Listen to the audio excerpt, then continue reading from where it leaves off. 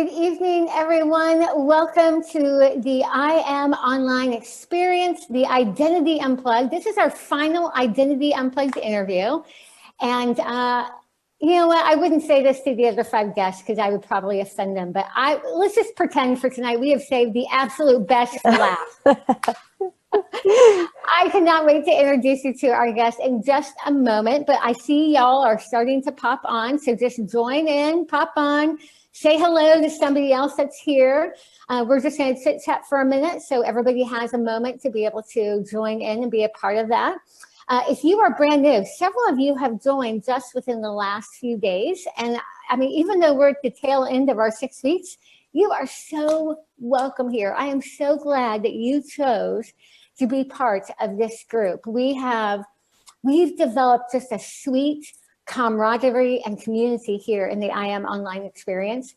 And we have shared some authentic stuff about life and our journey to know who we are because of who God is.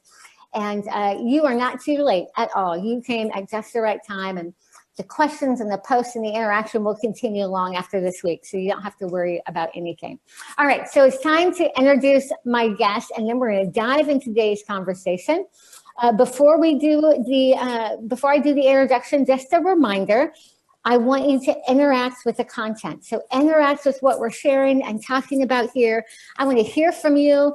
Even if you just say, hi, I'm so-and-so, I live in this place, just introduce yourself. The reason for that is I don't want this to be a kind of like you're watching Netflix or watching a movie where you're removed. I want you to be a part of our conversation. I want you to engage with what we're doing here. And so just make sure you interact and talk to each other. If you have questions, let me know the questions that you have. I would love to be able to share that with you. And we'll just keep going. All right. If you have any issues with the video, also let me know that. Okay, I see y'all popping on. Andrea, Wendy. Hey there, Wendy. I love Wendy says, hello, I am family. Yes, you are family. Hi there, Monica, Vicky, Wendy again. I love seeing y'all here. Susan, I'm so glad that you're here. Okay, so let me dive into my interview. I'm thrilled to be able to do that. Tonight, I have one of my dearest friends. I've told y'all that basically these 6 interviews are 6 of my dearest friends that I have. And tonight I have another one of those close friends of mine. I have been friends with her for a number of years now on a personal basis, but I have great admiration for her professional credibility as well. So let me give you a quick background. My guest tonight is Dr. Juli Slattery. If you listen to Focus on the Family at any point in time, if over the last, it would have been 2010 to 2012, is that correct, Julie? Around there, yeah. Around there. You would have heard her voice on the radio all the time, like every day. You would have heard her talking with Jim Daly and John Fuller. She has written 10 books at last count. Is that correct? That's right.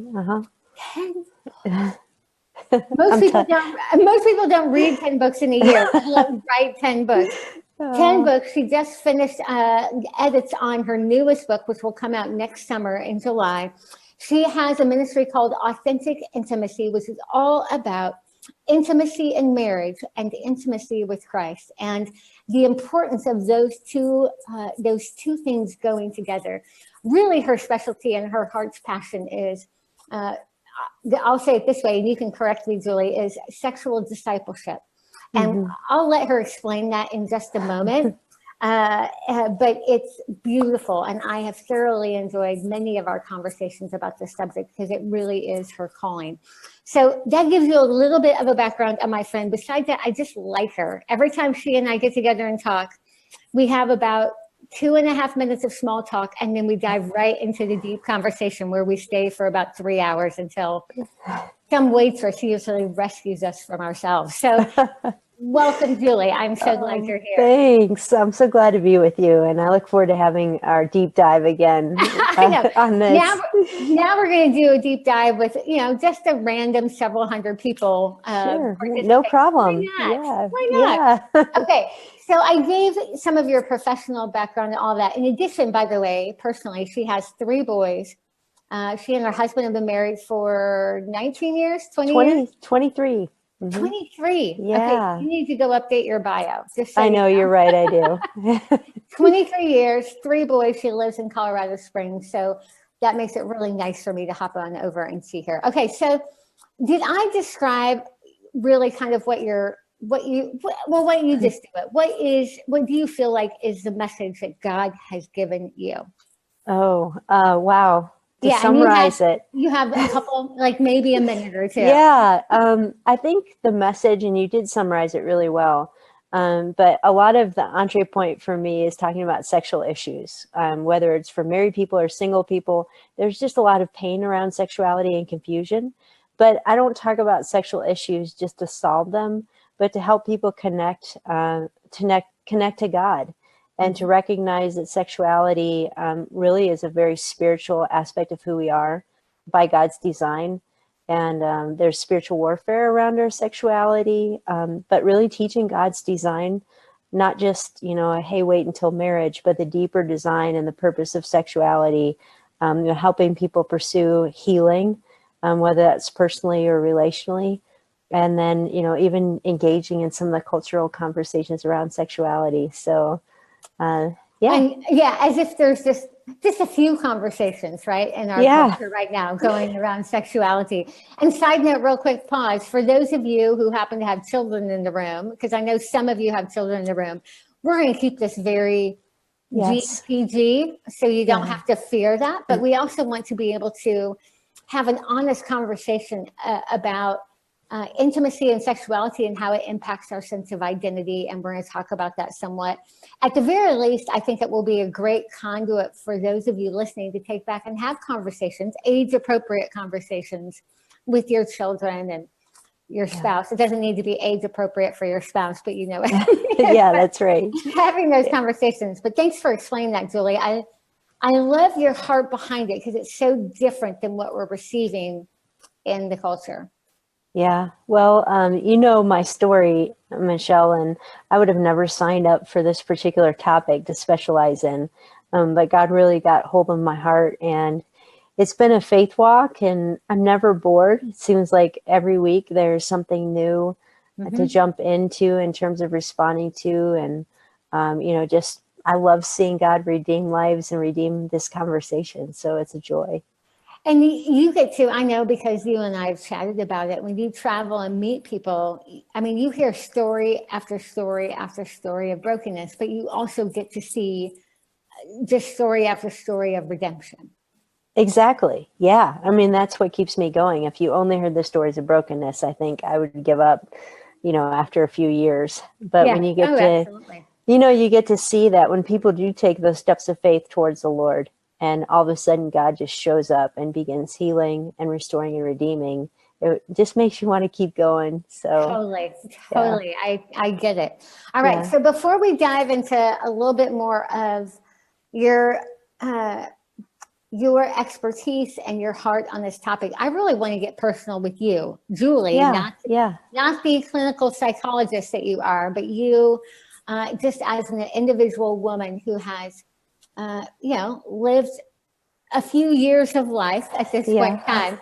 And so y'all know, you who are watching, so I asked Julie this offline before we got on, but I'm going to ask her again in front of you all, and I'll make sure she gives the same answer. But my question to her was, I'm assuming that even though you are a psychologist and you have this great expertise and experience in mental health, emotional health, and wholeness, that doesn't mean that you have it all figured out. So when it comes to identity, Julie, has that ever been the sense of personal security, identity, a sense of self? Has that ever been a struggle for you? Oh yeah. I mean, it was a huge struggle for, I would say probably like the first 35 years of my life. Okay. And did y'all hear that? That makes me. That sounds terrible. It makes me so happy to know this. And I don't even know if you know this, but one of the books I wrote was on identity, and it was really about my struggle. It's called Beyond the Masquerade. I do remember that. Yeah. So I would say like that was my number one struggle for many, many years of my life, and I was very much a performance addict. and worried about being the best at things and feeling like love was conditional everywhere I went. And if I stopped performing, that people would stop loving me. And that was really rooted in my view of God. I couldn't conceive of a God who would love me unconditionally. I felt like I had to constantly continue to earn his love, even though, I came to saving knowledge of Christ as a little child and served him. But even while I was working at Focus on the Family and, in public ministry and meeting with people as a psychologist, personally, this was a huge struggle for me. And that's not always a surprise, because it seems like those of us who do certain callings, it comes from a place of our own struggle and our own weakness, which is very reassuring for all of us. I think, hearing you share that, maybe that's part of why we're friends, such close friends, is, I came to Christ when I was 7 years old too. I've known about Jesus my whole entire life, and yet I was a performance addict as well. And to me, love was conditional. So if you don't do everything right, you will not be loved. Yeah. And so I was constantly like on the hamster wheel of trying to earn love and earn approval and make sure that nobody left me. I didn't want anybody to leave me. And the only way to make sure that I wasn't going to be rejected or left behind was to make sure I was always performing at 100%. Yeah, absolutely. And that's enslaving. I remember just recognizing at one point of my life that I'm very logical calculating this, but thinking I really feel like about 90% of my day is spent trying to make sure that everybody's happy with me. And, worrying about. I bet you there are some people listening right now that are saying, amen, sister. I feel that same way. Yeah. And what freedom and energy I would have if I literally could wake up and just do what God has put in front of me without worrying about who liked it, who didn't, who I disappointed, how I measure up to everyone else. And so, in different stages of life, it looked differently. As a teenager, it was kind of eating disorder issues, grades, sports. And then as I got older, it becomes ministry and having your quiet time and being a good wife and being the perfect mom, until you're so exhausted that you just want to give up. Yeah, exactly. And I've been at that point too many times. I find that I slide back into that. I've come a long way. I'm not nearly where I was, but if I get just enough tired and exhausted, I can see myself starting to slip back into that very comfortable old groove. Yeah, it's exhausting. It is. And there's so much anxiety around it because no matter how hard you try, you're going to disappoint people. And, you could say the same thing. And now we get to measure it by Facebook likes and things like that. But you say the same thing and 50 people think you're great and 75 think that you're awful, and you're counting the likes and the thumbs down. And, we have all different ways now of measuring approval. Even our wristwatches tell us if we met our goals today, and you feel like I did it or I failed. Yes.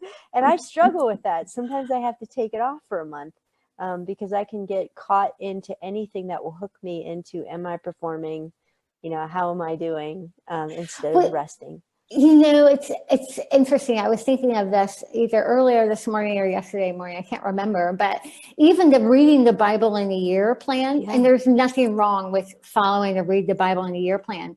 But to me, it became a measure of how faithful I was to my quiet time. If I didn't, if it wanted me to read 5 chapters a day and I only did 4, then I was a failure. Yeah. And what if it's reading the Bible in a year and a half? Does that count or not? No, you have to start on January 1st and end on December 31st. I know. Well, yes, and that's why I finally decided I read the Bible front to back. And then when I get to the end, regardless of how long it takes, I go back and start it over again. So I'm constantly reading through the Bible. But right now it's taken me about 19 months and I'm totally okay with that. But I finally had to literally throw away my reading the Bible in a year plan, throw it away. So that way it didn't hold me hostage. It's just interesting how even that became a measure for my sense of worth and value. Yeah. And where I had to realize it was I had to actually use this term with myself that I'm addicted to pride. Just like. No, I didn't tell you you could bring up that bad word. It's now true. You're stepping on my toes, Julie. Well, you work with people that have different forms of addiction, and we recognize some of them, whether it's alcohol or gambling or pornography. And an addiction is you wake up every day and that's your fix, and you'll do anything to get that fix. You'll lie. You arrange your relationships around that. And I recognized that I was doing that with this pride fix, that, I'd arrange my day and I've made decisions around getting that fix, that not only am I okay, but I've got to be better than everyone else. Mm-hmm. And, when I started being able to use that language with the Lord and with myself, that this is an addiction. And if I don't break it, it'll just control me the rest of my life. That's when I think things started to really change, where I started to see some freedom. Man, I'm going to have to chew on that for a while. It's the last several months I've read more and more verses on pride, and I'm seeing how, it is it's like a landmine. It's like walking through a field of landmines. Pride it's like everywhere, and you have to have your eye out for it at all times, because it sneaks in almost as an instinctual kind of response. It just sneaks in all the time. But really at the root of all that, our need for approval, our need for likes, our need for appreciation, whatever, is really at the root of that is we just are so starved for our own sense of significance. Yeah. And, use the metaphor of a landmine, but a landmine is an external danger. And, I talk more about pride being like a cancer, which you can relate to, because it's something within you that's eating you away. And you have to take drastic measures to get rid of it. Measures that feel like they're hurting you. Parts of you have to die to deal with the cancer, which you've been through very personally. Yes. And that's the way that I felt like the Lord has had to deal with this in me. It's, sometimes cancer can live a long time doing damage before you feel the symptoms of it. And I think pride's that way, so insidious. Okay, so what would be your process I assume that it's in your prayer time that you ask God to just be ruthless with you and pointing it out. What else do you do to try to make sure that your eyes are open and your ears are open and your heart is sensitive to these things? Yeah. Well, this is one of the reasons I love your book, I Am, because you have the right focus in your book. What I realized is that I could never get rid of pride. The only way you get rid of pride is if something greater replaces it. It's almost like pride is darkness, and the only thing that gets rid of darkness is light. And so what the Lord began to teach me is that my glory and his glory couldn't coexist. And so, when I see who God is and I'm enamored by who he is, you never feel proud in those moments. You never feel insecure either. And that's the cool thing. You just feel at peace with who he is and who you are because of him. And so as a psychologist, this was really weird, because I began to move away from the whole belief that, self-talk and self-esteem, because I think that just feeds it. I agree. Instead of saying, I have to know who God is. And if I really know who God is, then I'll figure out who I am. And so for me, that was the game changer, was the pursuit of God and really his glory, and recognizing that if his glory is alive in my life, then pride will magically just disappear. Well, and that's really what I have discovered as well, is the more that my face is turned toward him, the more that I am consumed with his glory, the less time and opportunity I have to look at myself. Yeah. And it really sets me free. And we, in week 2, we talked about Exodus, which was the book, as you know, follows the 6 parts of the narrative of the Bible. So we have a creation that we're created with intentionality by a God who loves us. But Exodus is all about the fact that even though we were loved that perfectly, we decided to walk away from that. And so we've been in kind of an exodus path of in the wilderness trying to get to our ultimate promised land, being restored to wholeness with God. But one thing that we talked about as a group in that teaching session is that we have a sin problem we can do nothing about. We have a flesh sin problem that is terminal, and we can do nothing to save ourselves from it. And so we have to admit our problem, that sin problem, admit our powerlessness, that we can't do anything to save ourselves, and then assume our position. And our position is humility. If we have a problem that we are powerless to solve, the only position that we rightfully can take is one of humility. And it sounds like, we think of humility as being like debasing ourselves. And that really humility is putting ourselves in a position of being able to receive the grace of God. I mean, really, it's the one position that actually sets us free, because it's no longer up to us to solve our own problem, because we can't. And it seems so contrary. Well, let's put it this way. It is contrary to what our culture says we need to do in order to feel good about ourselves. And yet, all of those self-esteem strategies that I've been trying for 4.5 decades haven't worked. But when I've been able to admit my problem and my powerless and take my position, I'm finally free and full of joy. It's amazing what happens with that. Yeah. And, I've experienced this, and I'm sure a lot of you have. It's scary to pray for humility, because what is God going to do? Is he going to give me tongue cancer and I won't be able to speak? That's something that the Lord has used to humble you. And a lot of times we're afraid that he's going to do something like that. But what we don't recognize is that the greatest way that God humbles us is by being God before us, by being our provider, by being our healer, by overwhelming us with his strength in the midst of trials. And so, I think we've got to get past that fear of what's going to happen if I pray for humility. And what you said is absolutely true, that humility isn't about debasing ourselves. It's about exalting God and recognizing who we are in light of who he is, which is just, that's an exciting thing. That's not a scary thing. Okay, 2 things I need to share with our viewers and listeners right now that they don't know. They always like to have interesting little tidbits about the books that they didn't know. Oh my goodness, it was probably maybe about 3-4 months after I'd finished treatment for cancer the 3rd time. You and I went out to lunch in Castle Rock at Sienna. You remember that? I do. Had lunch. Yeah.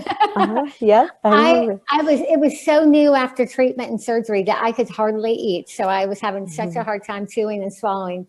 And Julie made the mistake of asking me what my book was about that I was working on. The mistake. That wasn't a mistake. Because I then just exploded all over you with my book. So I was just beginning to write I Am. And Julie and I were having lunch, and she asked me out about the book, and I told her about the book.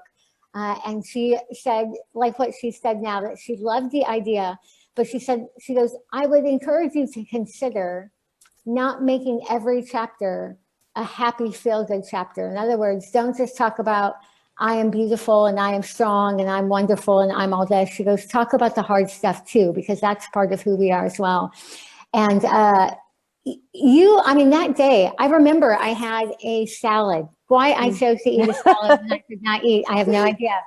But I could not stop thinking about that in the weeks following. And that's a big part of the reason why I Am has all those pieces, because you hit the nail on the head. For me, that was the key to my sense of identity, is I needed to have some kind of construct that helped me to see myself in my entirety and know that I'm loved anyway. Every other offering about identity wanted me to only focus on the good stuff. And I knew that wasn't true. That wasn't my whole me. And so the more that through you, God really spoke to me about, he's like, Michelle, you aren't just created and formed and strong and beautiful. You're also broken and sinful and proud and lost. And guess what? I love that you too, just like the other one. And that's really what was so part of it. So you guys need to know that was Julie. So give her some love for that, because that was a big deal. And that made such a huge difference for me. Oh, well, thanks. And, that's what's made a big difference in my pursuit of identity too. I don't like something that doesn't feel true.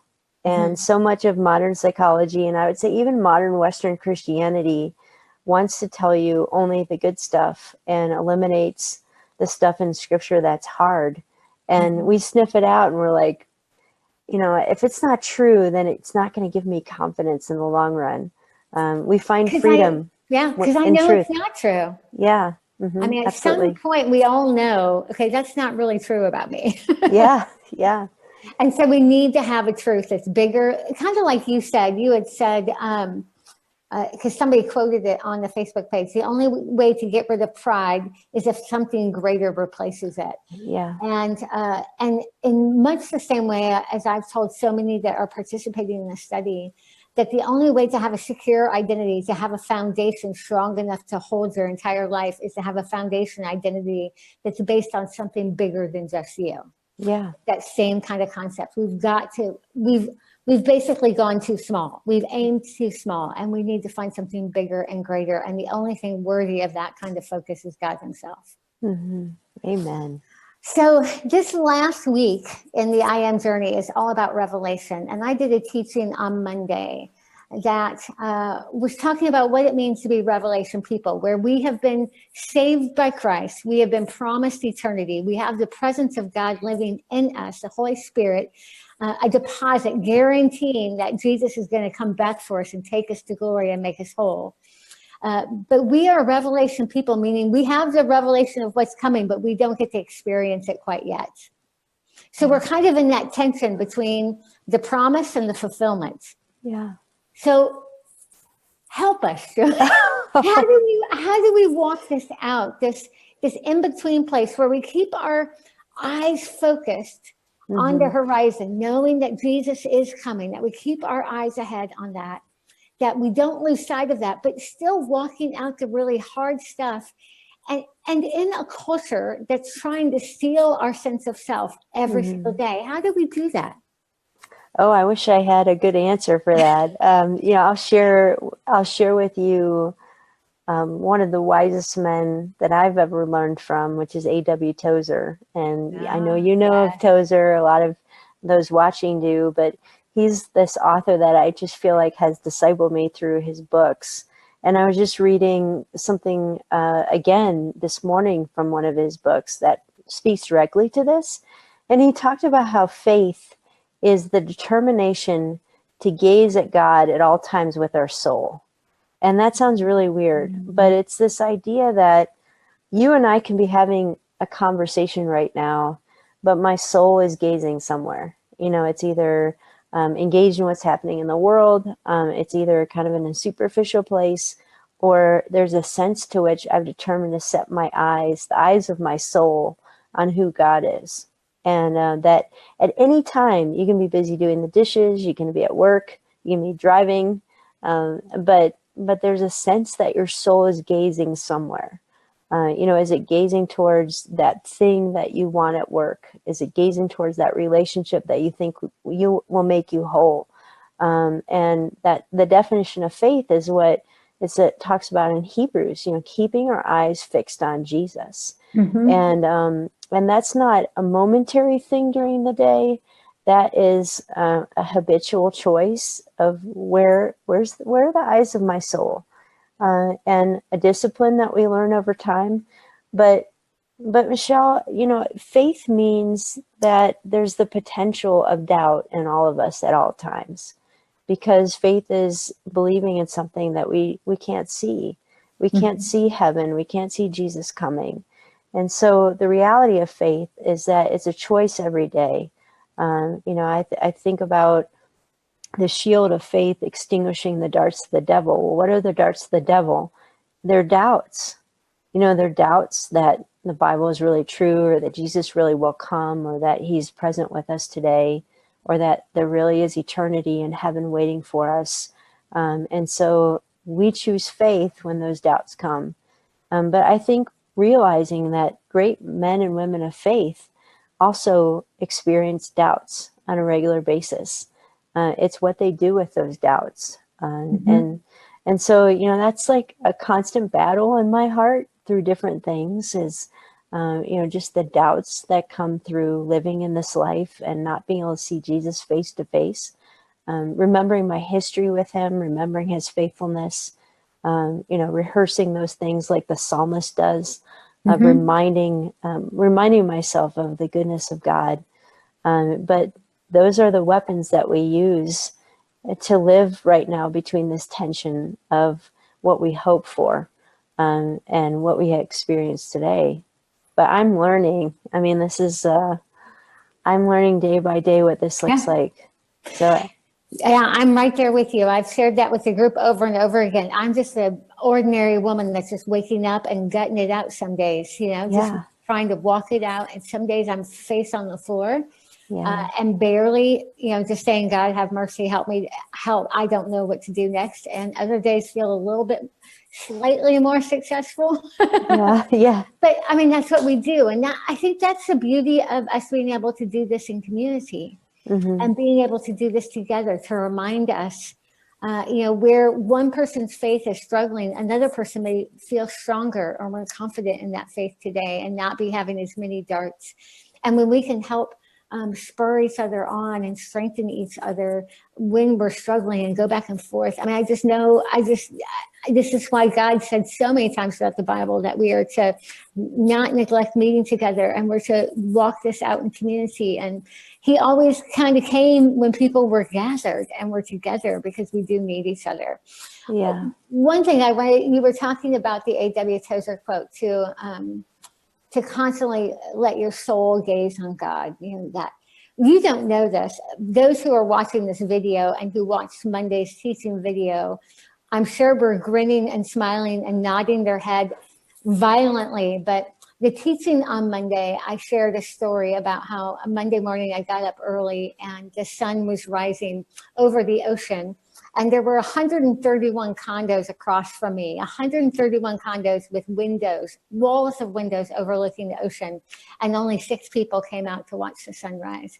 And so the whole heart of Monday's teaching was that our gaze needs to be on the face of the risen sun every single day. Wow. That we need to, I know. Yeah, that's awesome. Every single day. We have got to, even though the TV may be on and the news is going, or we're tired and want to go to sleep, whatever, that we pull ourselves up and we turn our face to the risen sun every single day because we have access to that kind of glory. And the only way we're going to get through to the promised land is to turn our face to it. So what you just shared right now was exactly, I mean, it's like I had chills all over going, okay, God, I get it. That's great. Continuity of message, so perfect. And I know a couple of people who are watching wrote that quote down in the Facebook notes, so that way you guys can see it. And I'll make sure that I post A.W. Tozer. Do you know what book that's from? Which one of his books? I think it's Man's Pursuit of God. Okay. Yeah. I will add that to the list. And I'm also going to add, we didn't mention this earlier, but when you were talking about humility, Andrew Murray, this is what I was going to tell them. You were the one that told me about Andrew Murray's book, Humility. And that was a revolutionary book for me. I mean, a hard book, but so freeing when it comes to this whole idea of humility. So I'll post that in the comments too. Yeah. We are at 30 minutes now, my friends, which is killing me. That's why we usually have like 2.5 hours to have lunch. We can never do it in 30 minutes. and you and I will get together in the next couple of weeks. So I will be satisfied, but I feel sad for all of our friends that don't get more time with you. Oh, well, this has been so fun. I love it. Do you have any final words of encouragement or challenge or anything for those who are watching?